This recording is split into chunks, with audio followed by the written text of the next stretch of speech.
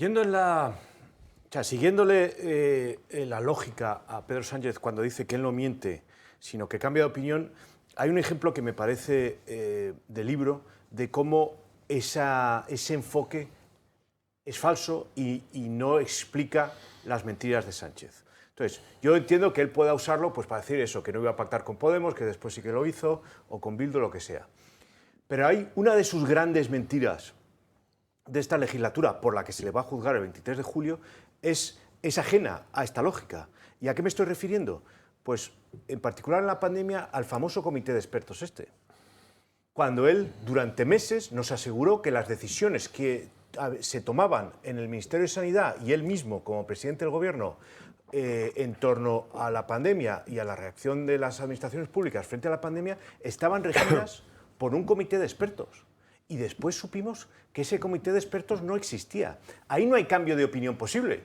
O sea, ahí no es que primero pensases una cosa y después dijeses otra. Eso es una mentira básica. Es afirmar que existe una cosa cuando no existe y además con el ánimo de engañar a la población, que esa es la base de la mentira. O sea, la base de la mentira no es decir algo que fácticamente es correcto o no es correcto, es el ánimo de engaño. Y uno de los ejemplos más palmarios y más evidentes de esa mentalidad retorcida y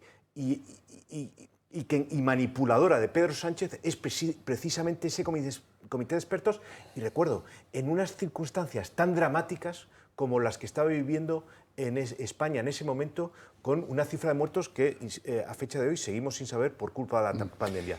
Y si me permites una cosa más, frente a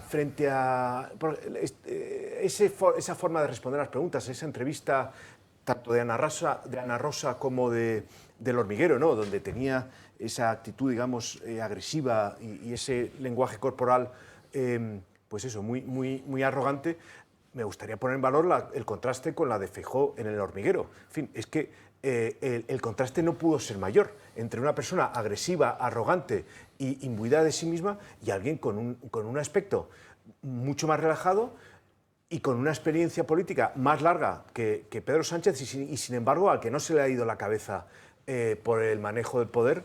En fin, yo creo que no hace falta insistir mucho en ello porque todo el mundo que vio las dos entrevistas vio la diferencia entre uno y otro.